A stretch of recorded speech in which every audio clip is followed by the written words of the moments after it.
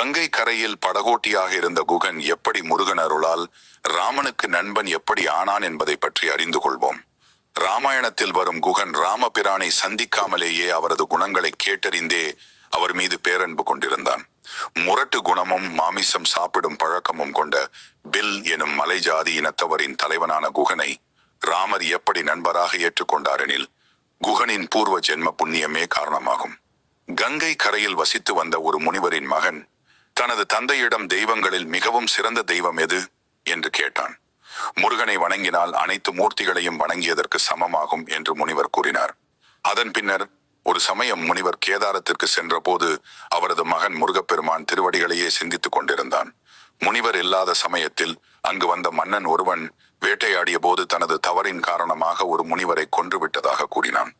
அதனால் பிரம்மஹத்தி தோஷம் பிடித்து வருந்துவதால் அதற்குரிய நிவாரணம் கேட்டு வந்ததாக கூறினான். அதை கேட்ட முனிவரின் மகன், மன்னா, இதற்காக கவலைப்படாதீர்கள்.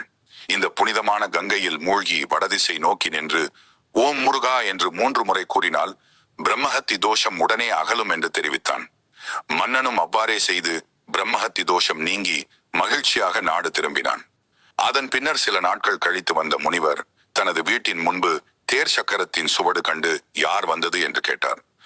அவரது மகனும் நடந்த சம்பவத்தை கூறி மன்னனின் தோஷ நிவாரணத்திற்கு தான் கூறியதையும் தெரிவித்தான். அதை கேட்ட முனிவர் கடுங்கோபமடைந்து, மூடனே, நீ என் மகனா? என்ன காரியம் செய்து விட்டாய்?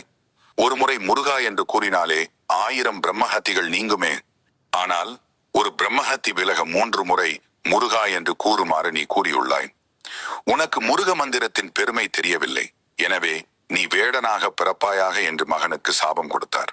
அதன் பின்னர் மகன் சாப விமோசனம் கேட்டதன் பேரில் புனிதமான இதே கங்கை கரையில் நீ வேடர் குலத்தில் பிறந்தாலும் முருகன் நாமமாகிய குகன் என்ற பெயருடன் விளங்குவாய்.